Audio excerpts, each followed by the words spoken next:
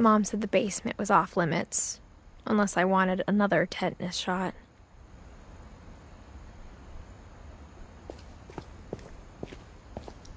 I saw Edie sneak down to the basement once, carrying packages.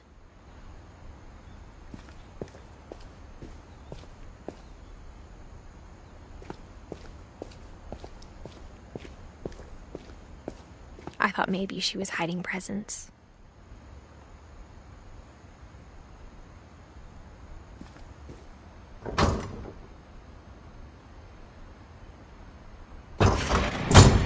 It turned out she was hiding a lot more than that.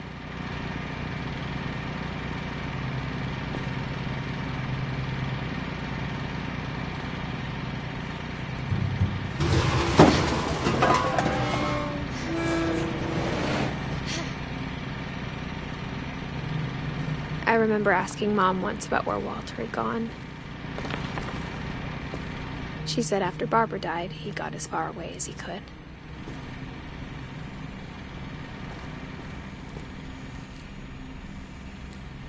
If there's a pattern in all these stories,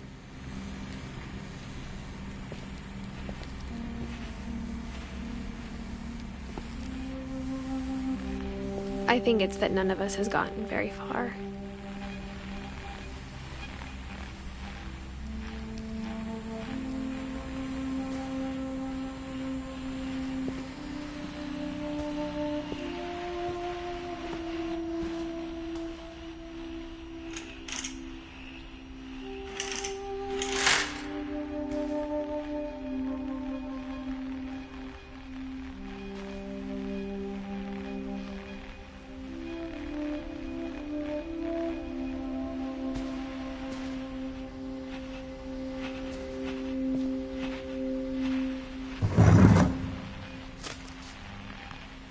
Goodbye, everyone.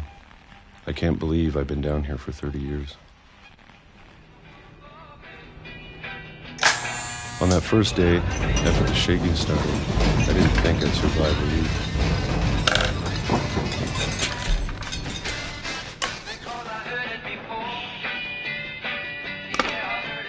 But after a few days, I settled into a routine. That's what kept me sane. Having a schedule, living for today. I always expected to be dead tomorrow. But if you wait long enough, you get used to anything.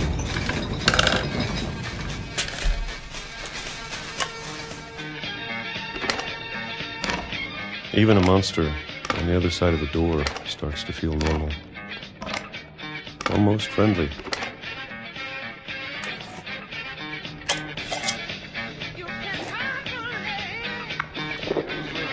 And then one day, everything just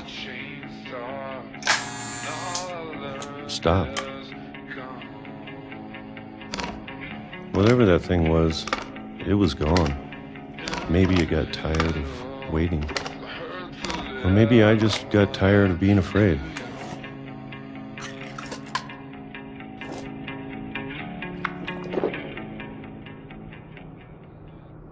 It's been a week now, the longest in 30 years. I'm done waiting. I have to leave while I still can.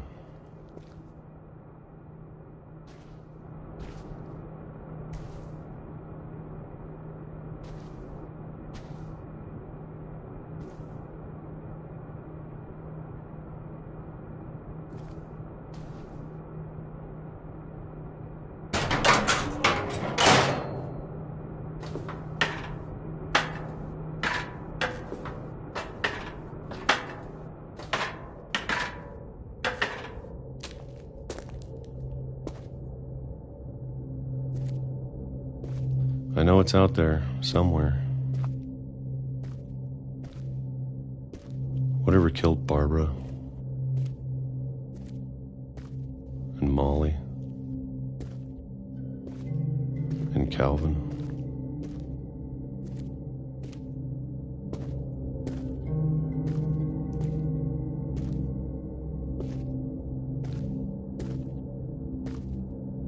maybe this is all a mistake. But I need to stop living the same day, even if it kills me.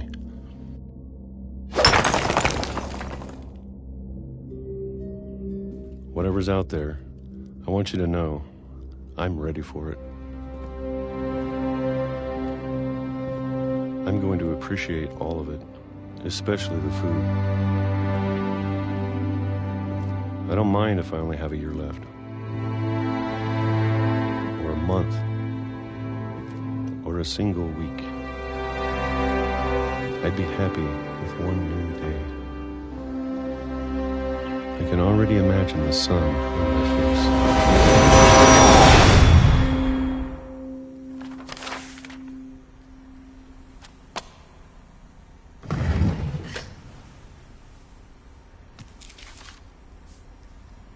Walter died when I was 6.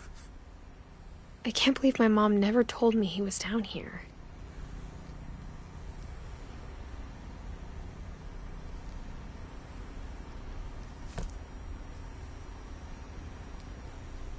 I'm sure my mom was trying to protect me.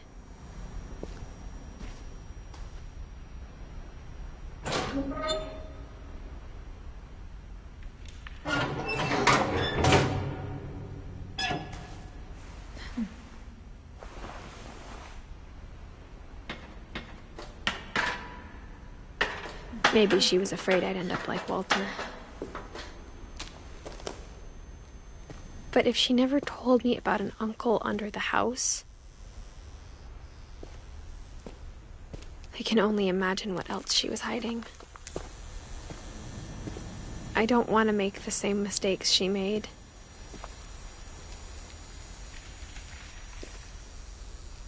Trying to bury something that's still alive.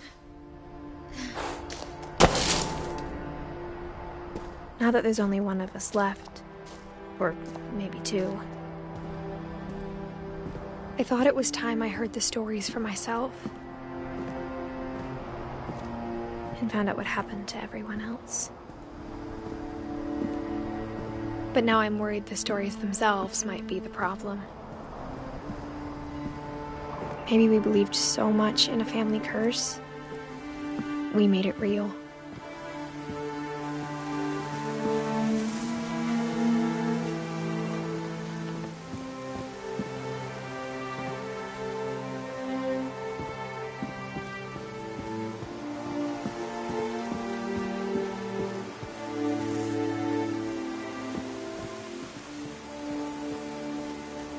I don't know if I should even be writing this.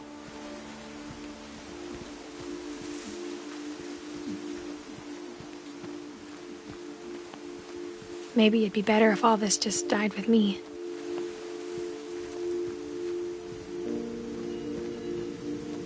But I thought you should know about your family.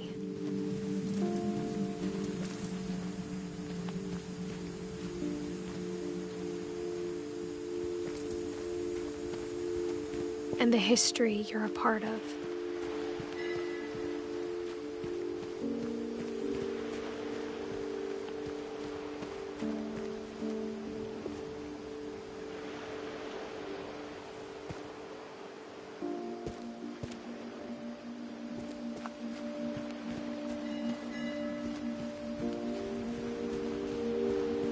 Though to be honest, I feel as lost as you probably do right now. I think the people in these stories believed them, for what that's worth.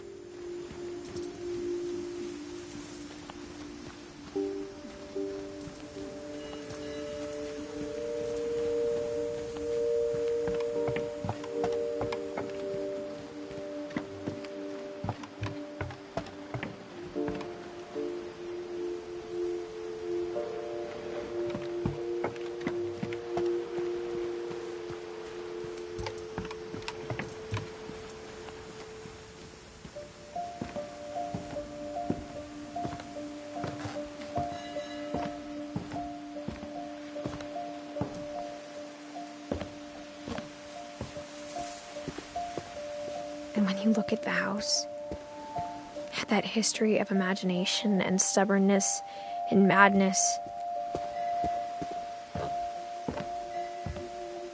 Any of it seems possible.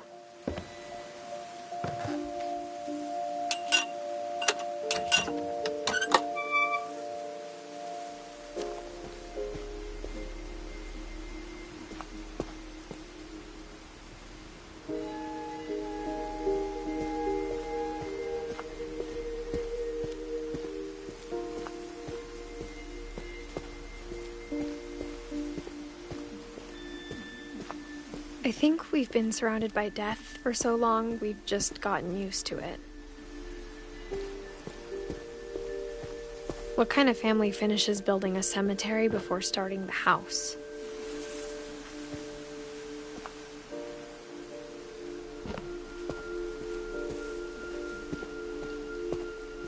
It's embarrassing for me to admit this, but the pet cemetery made me more uncomfortable than the human one. 3 of the gerbils were mine, and 2 had been my fault.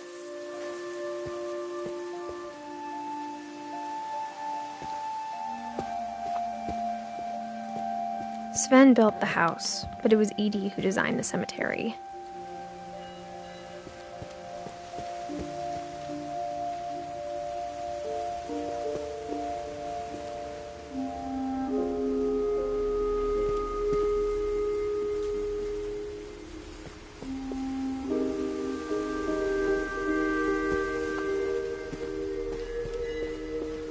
I'm sure Odin's monument had been Edie's idea. My mom was always trying to move on, but for Edie, the past never went away.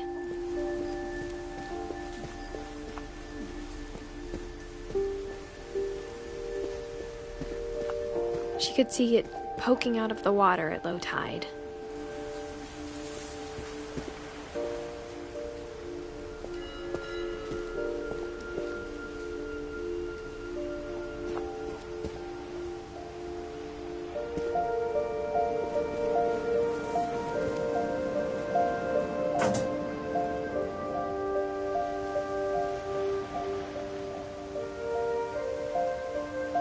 Edie said she dreamed about the old house every night.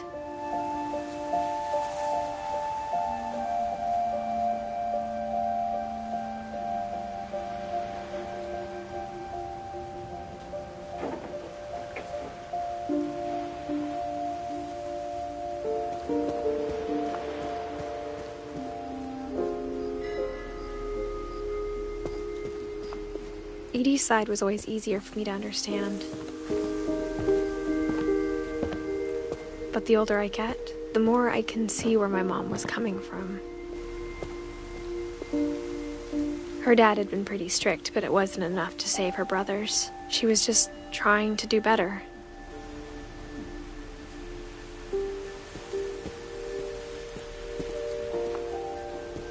She lost 2 of her brothers, just like I did.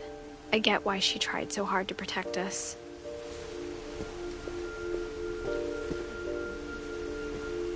We never found Milton's body, so my mom insisted we were putting up a monument, not a tombstone.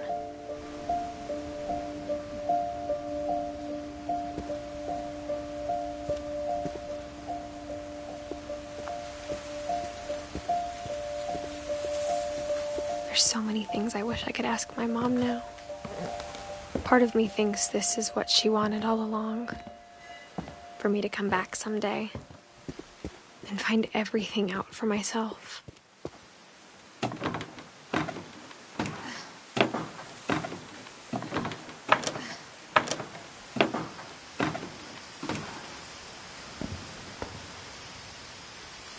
But looking back on it now, if she told me there was going to be so much climbing, I never would have come when I was 22 weeks pregnant.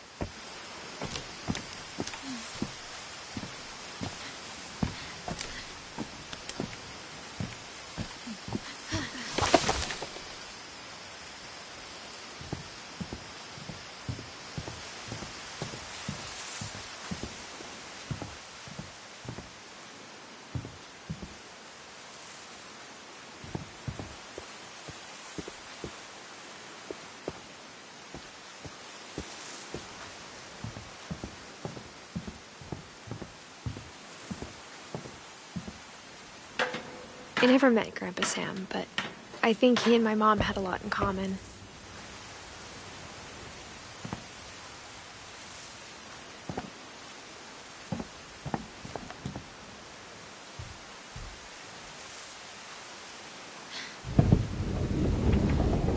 They were both pretty intense.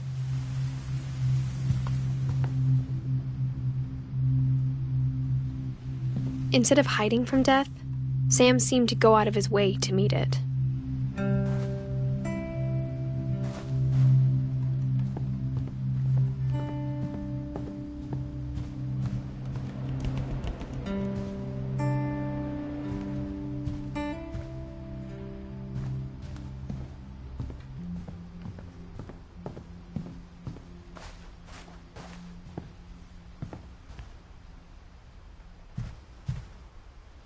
Sam spent his life shooting photos, but Mom said he got nervous being in front of the camera.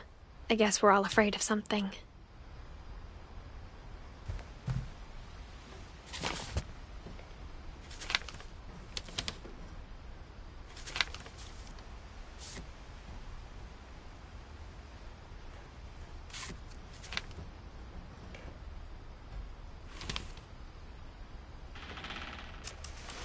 Dawn, I promise, you'll never forget this weekend. Yes, sir. These memories are gonna last a lifetime. Hmm? Am I gonna have to shoot anything? It's a hunting trip, Dawn. Shooting is strongly encouraged.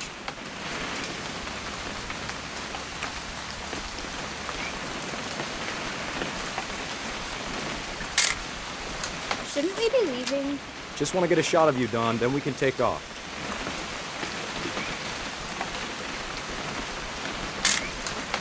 I'm over here, Dad.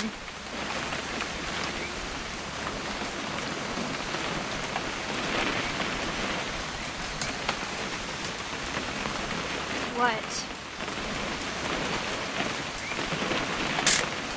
Perfect. It's gonna rain the whole weekend, isn't it?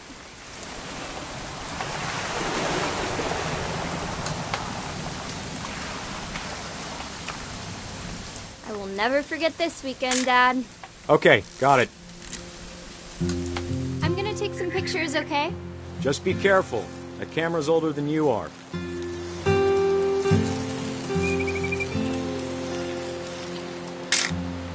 Aw.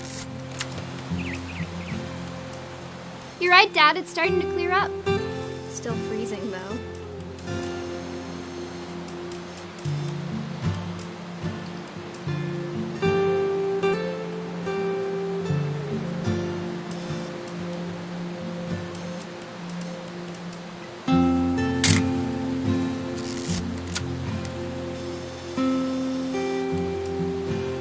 Definitely should not have drunk all that coffee.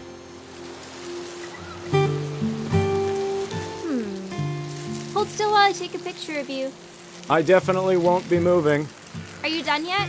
Does it sound like... Hey! That's a keeper. I'm just saying, I'm not always gonna be here, Dawn. You'll need to remember this stuff, if you want to survive. I'll be fine, Dad. You know who else thought he was gonna be fine? Some guy who died. Dawn, I'm being serious. I know, Dad. You're always serious. Doesn't being out here make you want to chill out? Well, to tell you the truth, I haven't been out here in 20 years.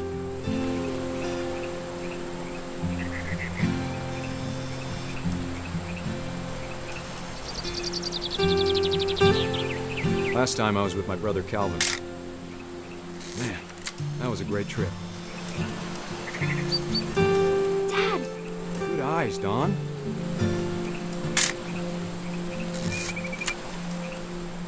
Before you take the shot, let me get a picture of you.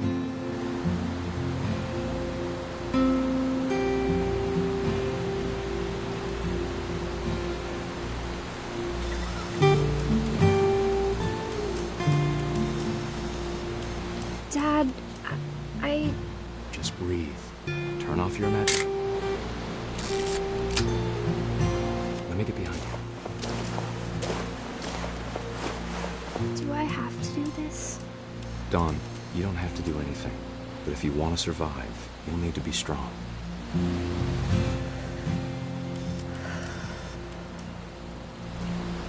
Now keep yourself squared up, elbows down, like we practiced.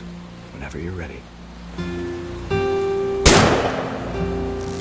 Great shot, Don!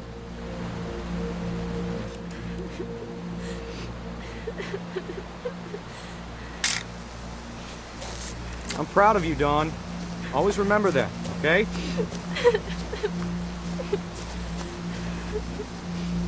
Dad, it's twitching. I think That's it's totally normal, Dawn. Just focus on the camera.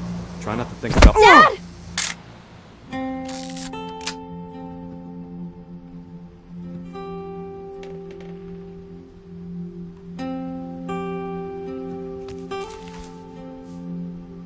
Of all these stories, that's the one I wish most that my mom had told me.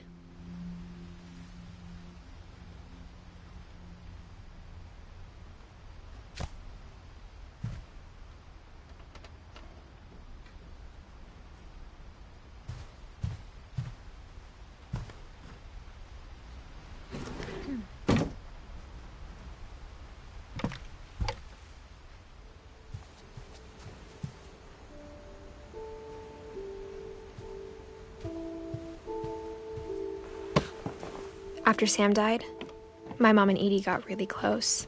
They'd both lost a lot.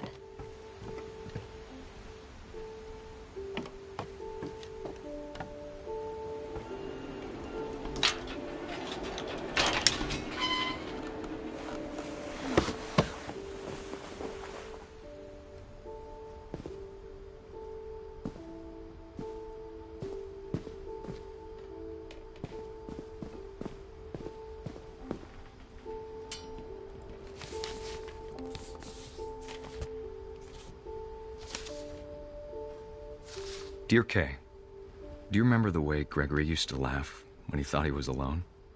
Like something funny was happening, but only he could see it.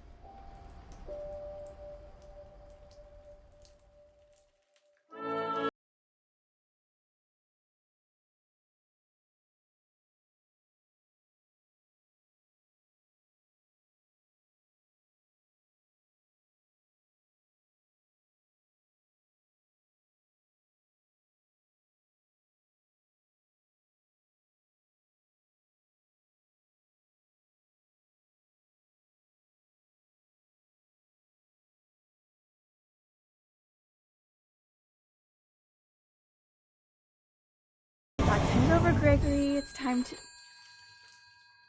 Hold on, sweetie. Hello? Sam, I told you I don't want to talk right now. I wonder what he saw. What his world was like.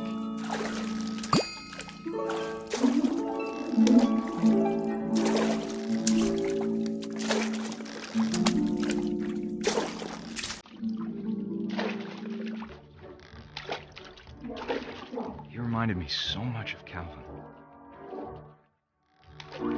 Lost in his imagination. Whatever it was he saw, it sure made him happy.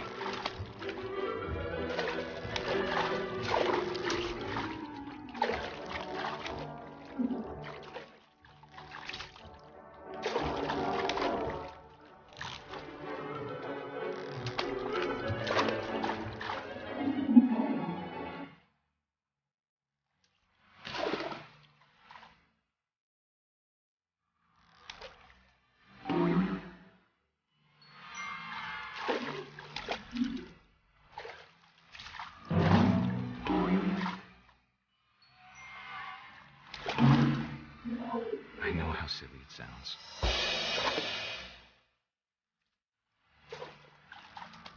But I worried about a baby being too happy. I could feel him slipping away. Sorry about that, Gregory. I know you did everything you could. Maybe if I hadn't called that night.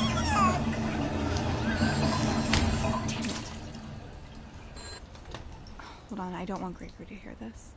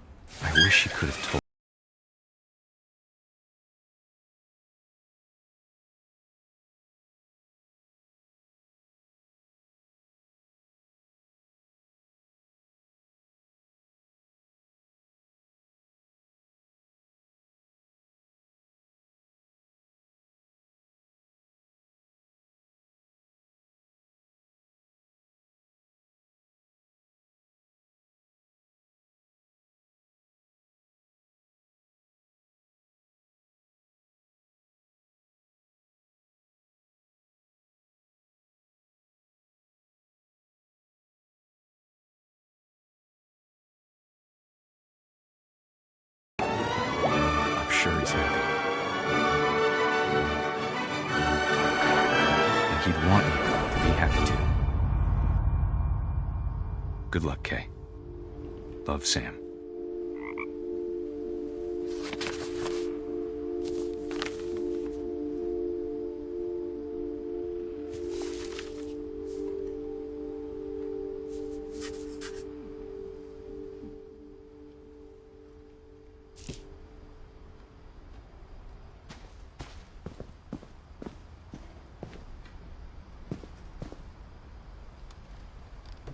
I can't imagine my mom ever writing poetry, and yet...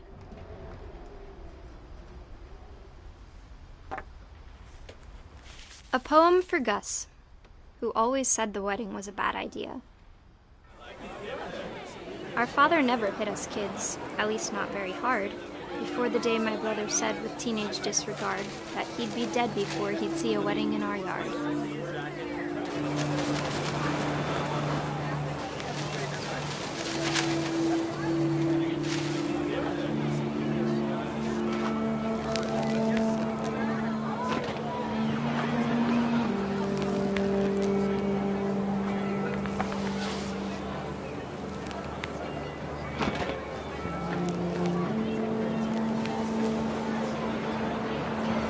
My father made him come, of course, but Gus stood far apart, just flew his kite and bottled up the storm inside his heart.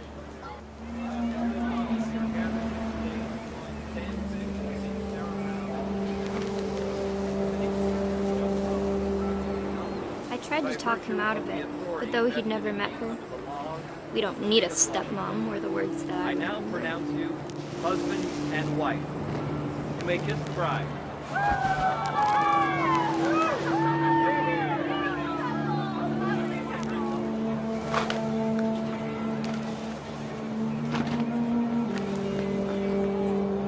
When the time for photos came, Dad ordered him to come here. But Gus declined, and as a sign held up his middle finger.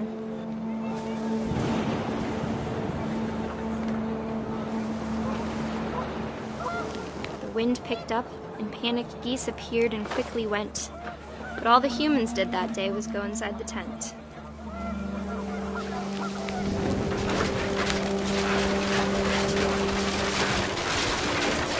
The rain came down in buckets then, but no one seemed afraid that nature might destroy the tent our dad had crudely made.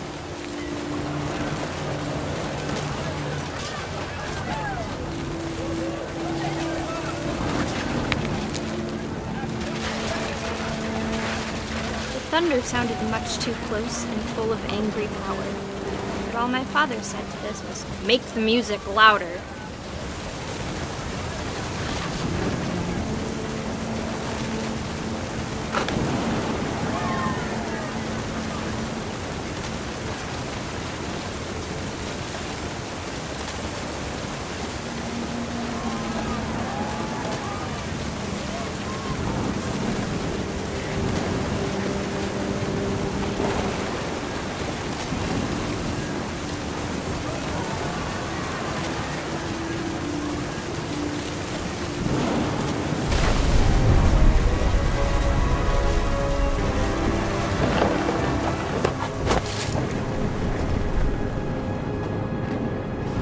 I wish that I could truly say I thought about you on that day. Out there on the beach alone, just you, the wind, the sea, and foam. But I didn't, until we found you.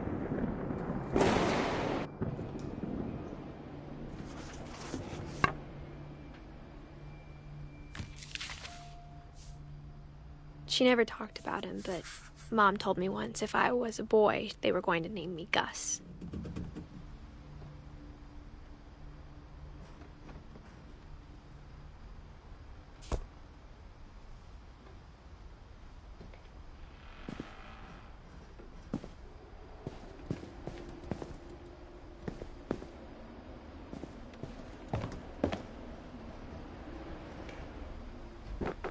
My mom moved up to the loft after her brothers died. At the time, it was as far away as she could get.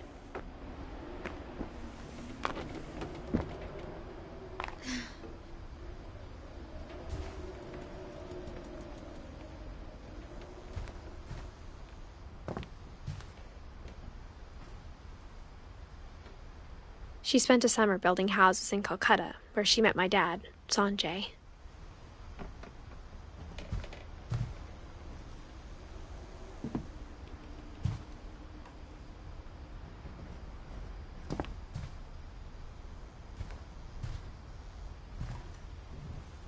My mom moved to India a week after graduation and got a job teaching English. Louis was born a year later.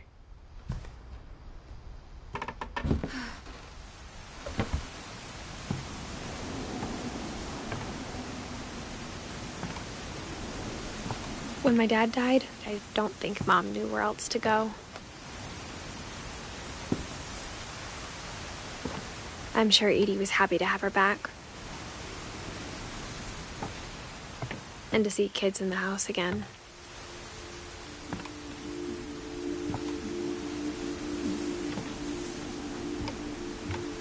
The house had to get a little bigger, but Edie was used to that.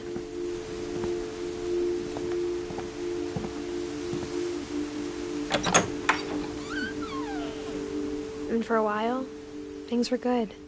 Almost normal.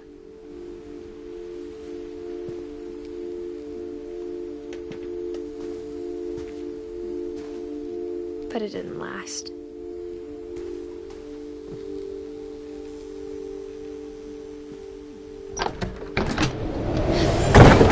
The beginning of the end was Milton's 10th birthday, when Edie gave him a castle.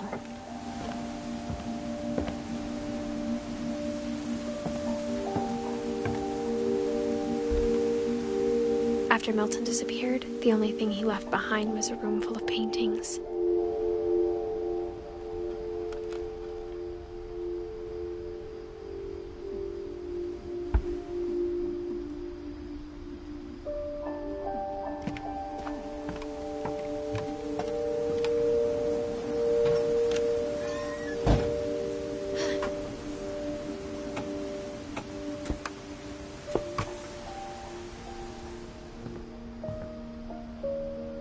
I think Edie was happy to finally have another painter in the family.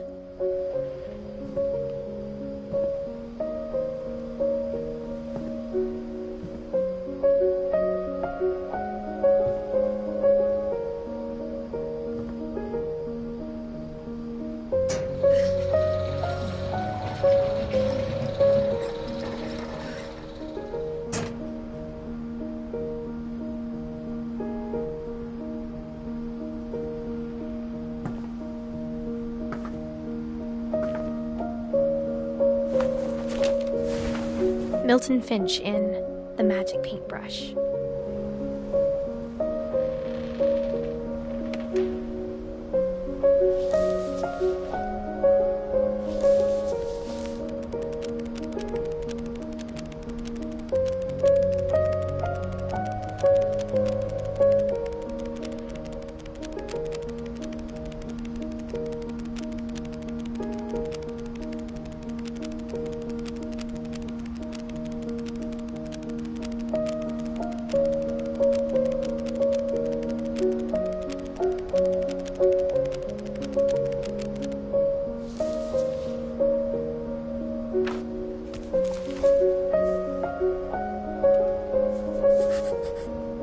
I was 4 when Milton disappeared.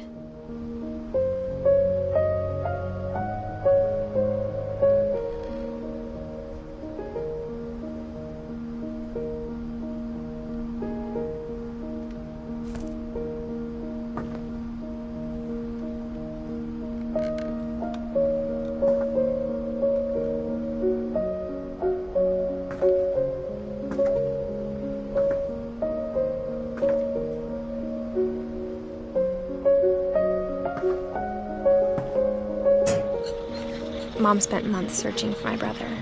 Then she sealed the doors.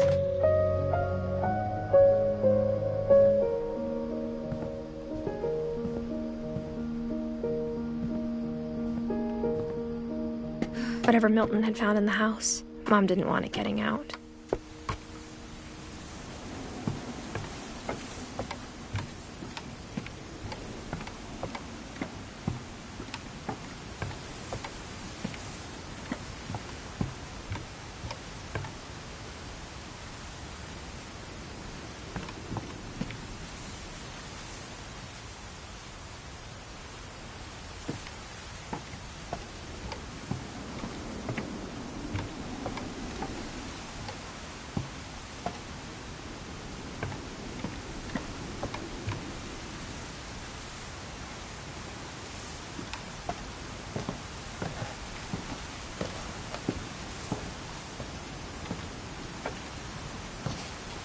Mom definitely blamed Edie, but I think Louis blamed himself.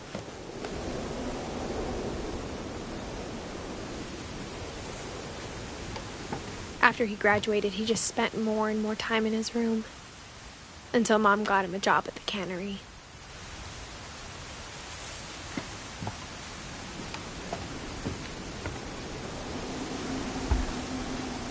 Everyone always told me to stay out of Louis's room, except Louis.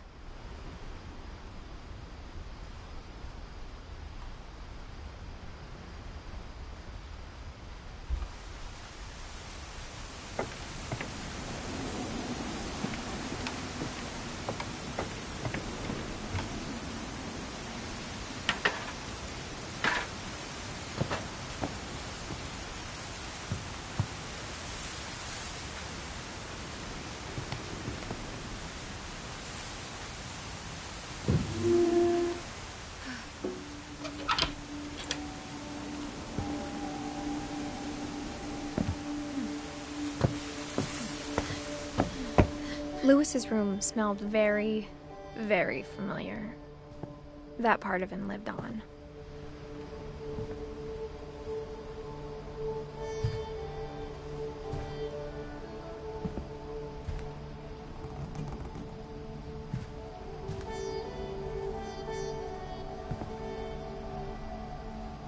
Louis and I spent a lot of time playing games together, but he was surprisingly bad at them.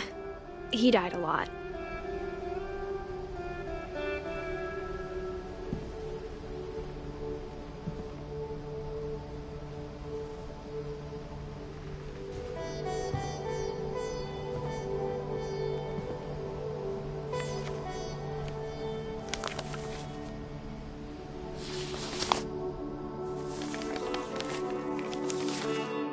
Dear Mrs. Finch, as Louis's psychiatrist, I can understand your desire for an explanation.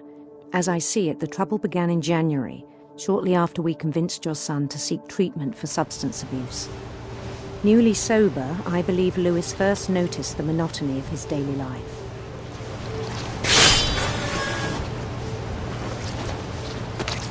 He kept working at the cannery,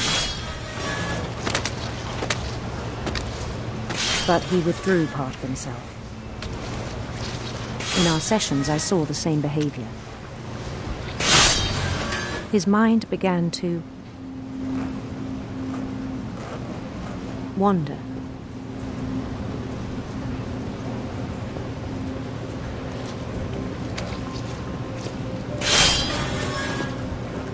I asked him to describe it.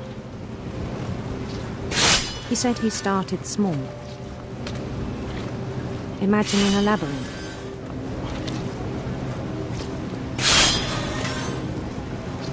He'd feel his way about.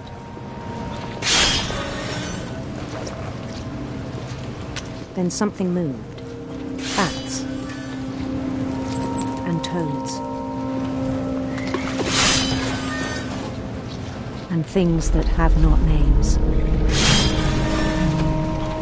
He knew it was all in his head. He took it very seriously. I had hoped he'd find himself.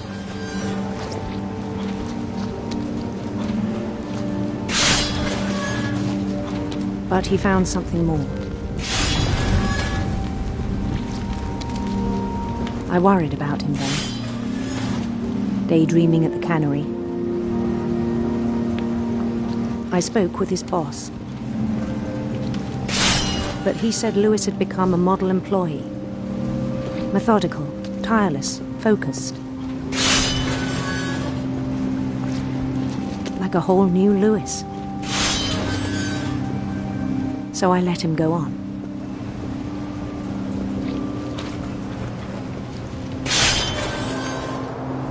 I even encouraged him. It seemed very promising at first. He told me he'd made a new friend.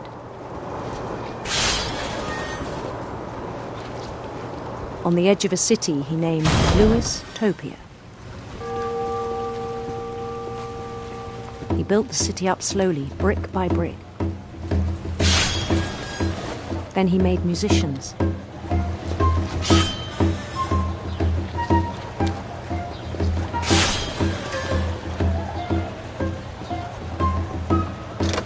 songs for them to play.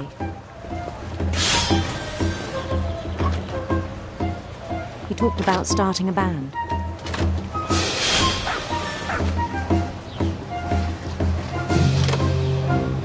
And he was always humming something. Every day his imagination grew stronger.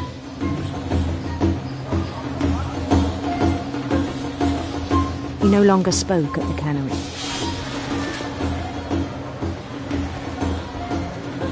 But his chopping was as reliable as ever.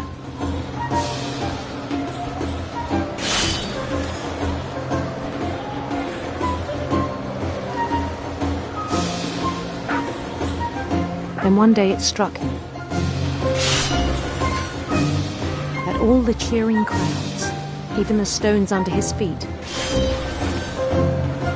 were all in his imagination. So he could do whatever he wished.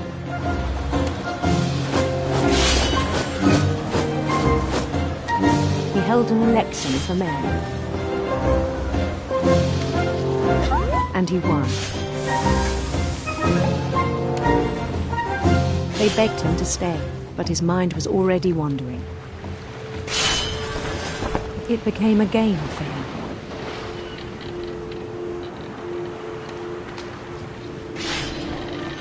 He'd conquer a city, then immediately push on.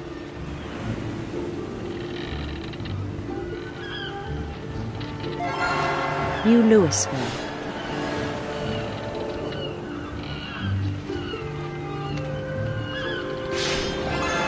St. Louis. He started drifting away from our reality.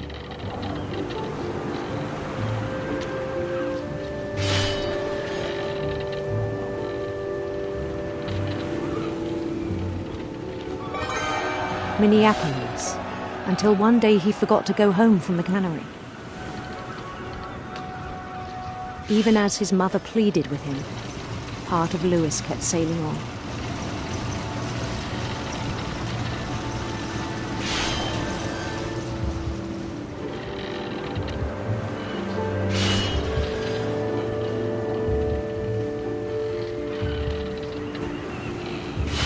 In Louisburg, he heard rumors of a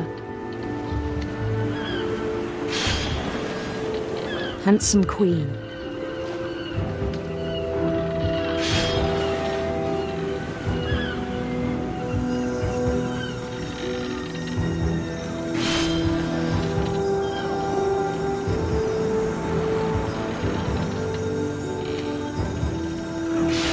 The queen was on her own quest for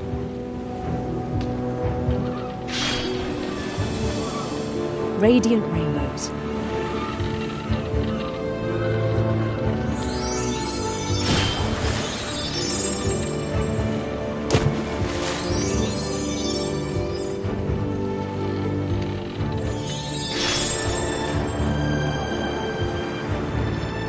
He followed the sound of her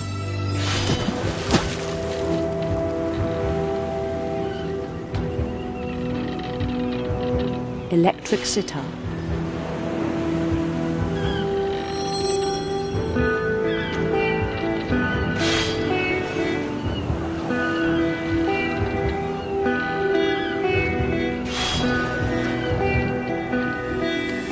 His chase led him to a golden palace east of the sun and west of the moon.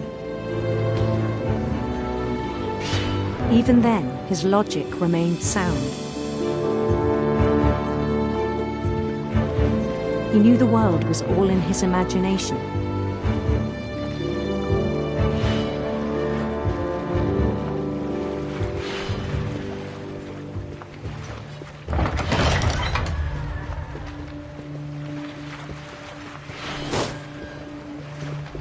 But he was so proud of having created it.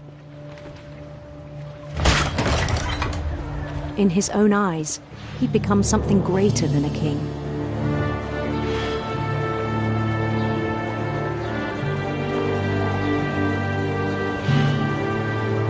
For someone who'd never known success in the real world, I think it was overwhelming.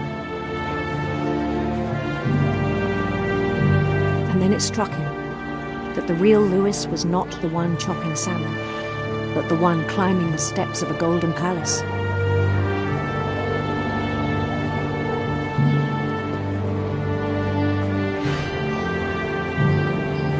My imagination is as real as my body, he told me. It was hard to argue with him.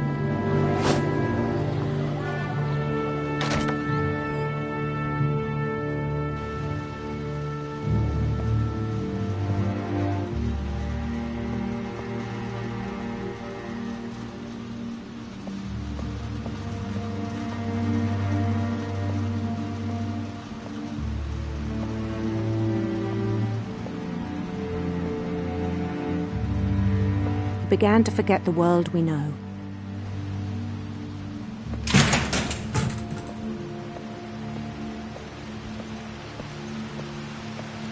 I think it pained him to remember Lewis, the cannery worker.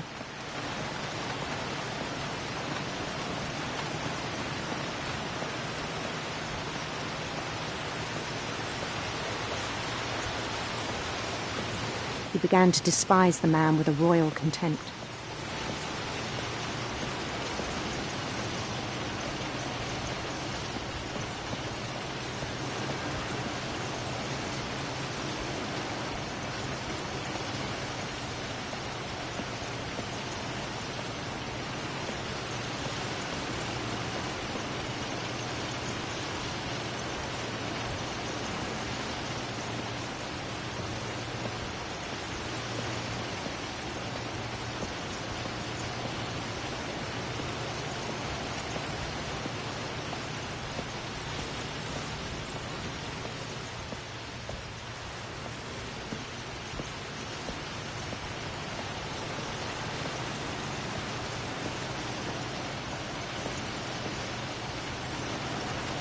I still thought I could save him. Even after he said he was being crowned king over all the lands of wonder.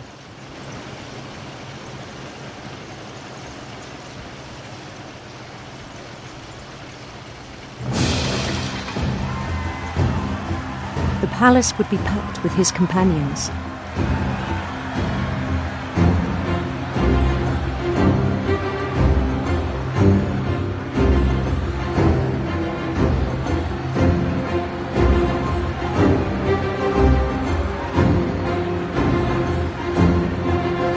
Including the wise Calico who had insisted on advising me.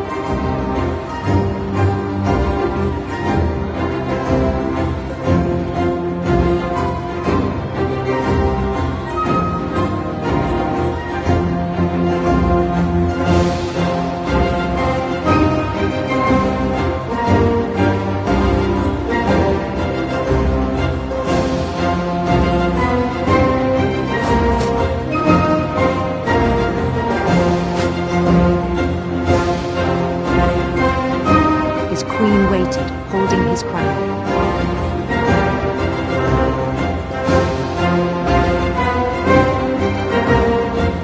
There was only one thing left to do.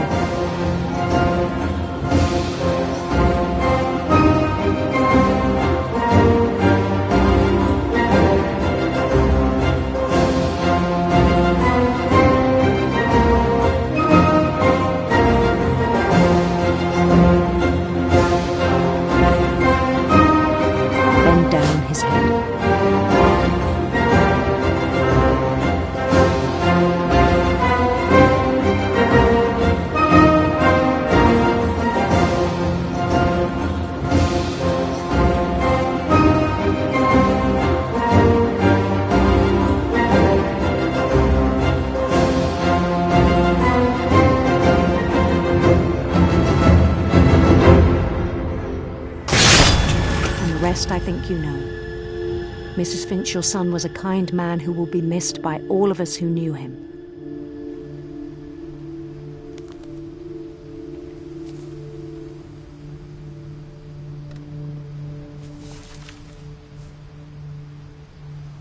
My brother was really cool. I wish you could have met him.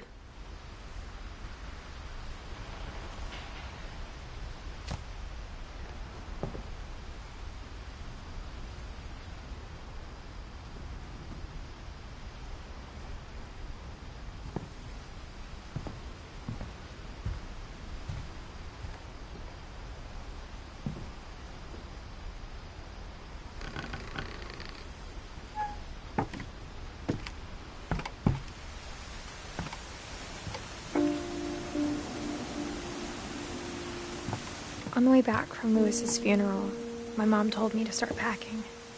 She waited until the day before we left to tell Edie. I'm not sure if she wanted to make it easier or harder.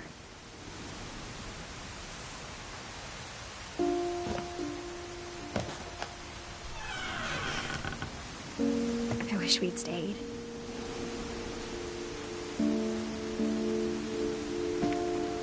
But I understand why we left.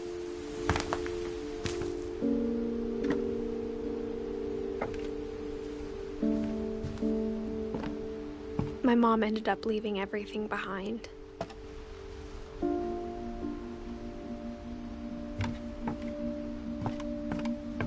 What happened that night had been coming for a long time. Maybe it should have come sooner.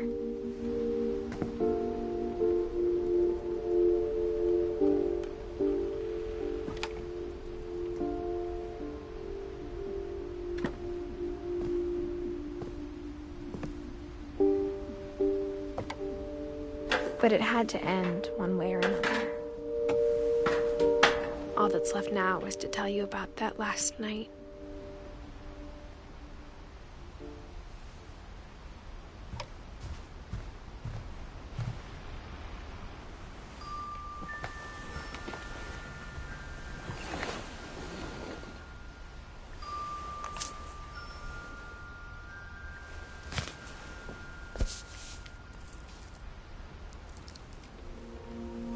That whole last day, Edie just watched us pack and didn't say a word.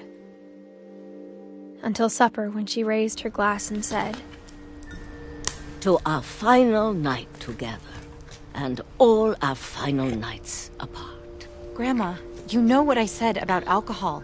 Some of your medications are very Edith, specific. I left a present for you in the hallway. Why don't you go open it? The grown-ups have to argue now. I'm sorry, you're right. We're all leaving tomorrow. Let's just enjoy our last... I'm not leaving.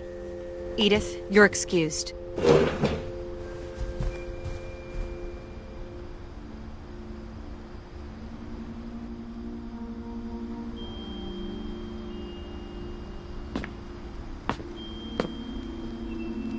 The power had been shut off that morning, but Edie always had plenty of candles. When my mom sealed the library, I don't think she knew about the other entrance.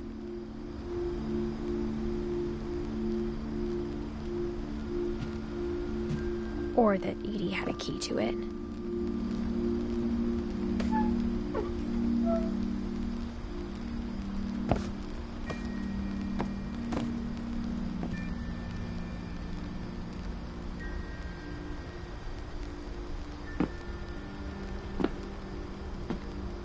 That thing you're afraid of isn't going to end when you leave the house.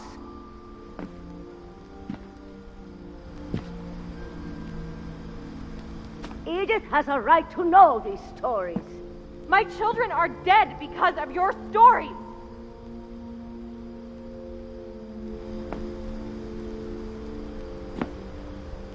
I think it's best if Edith and I leave tonight.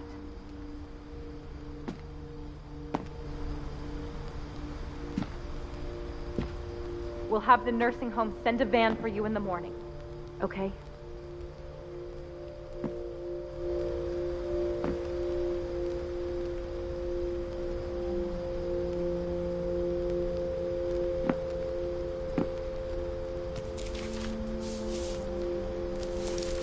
Dear Edith, there's so many stories I wish I could tell you, but there's only time for one. This is about what happened on the night you were born. That night, the tide went way, way out. It was the first and last time I ever saw the old house aground. There'd been an earthquake out in the middle of the ocean. They called it the lowest tide in 1,000 years. God, it smelled awful. You know, I've seen that house every day of my life.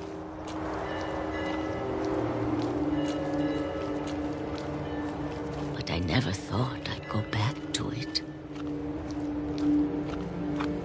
When the fog rolled in, I lost my way.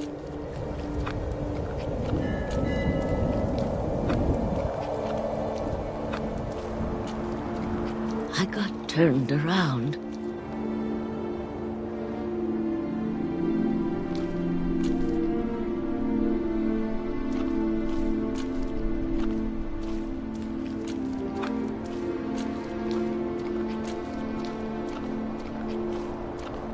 I started seeing things.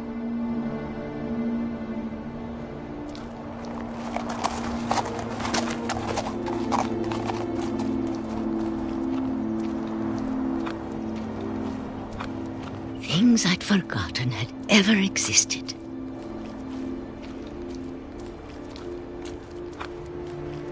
But when I saw them, they felt like old friends. That night, a lot of things came back to me. Or maybe I came back to them.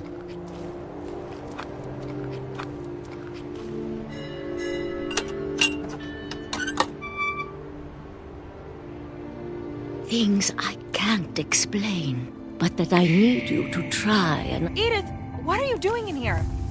It's mine. Edith! Mom, you're gonna rip it! Let go! I kicked and screamed, but Mom dragged me to the car.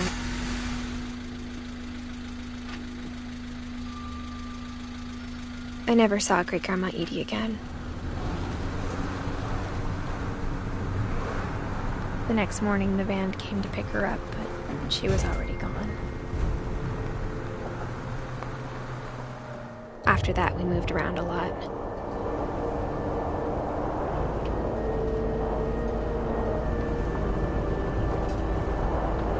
We both tried to make the best of it.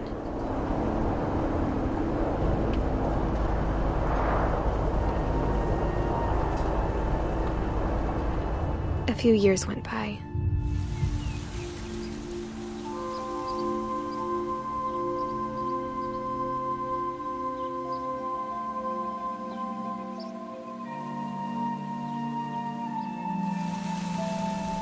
My mom didn't like to talk about it,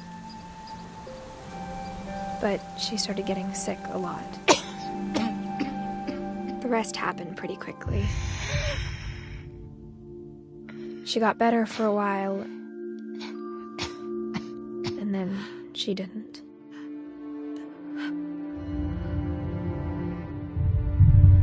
And then I was alone. The last Finch left alive.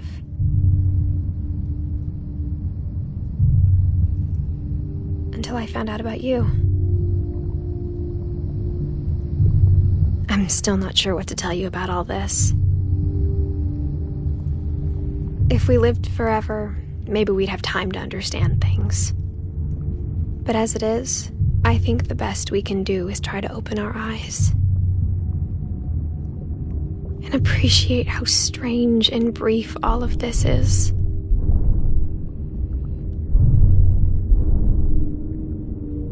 This journal was supposed to be for you. But now I hope you'll never see it. I just want to meet you and tell you all these stories myself. But I guess if you're reading this now, things didn't work out that way.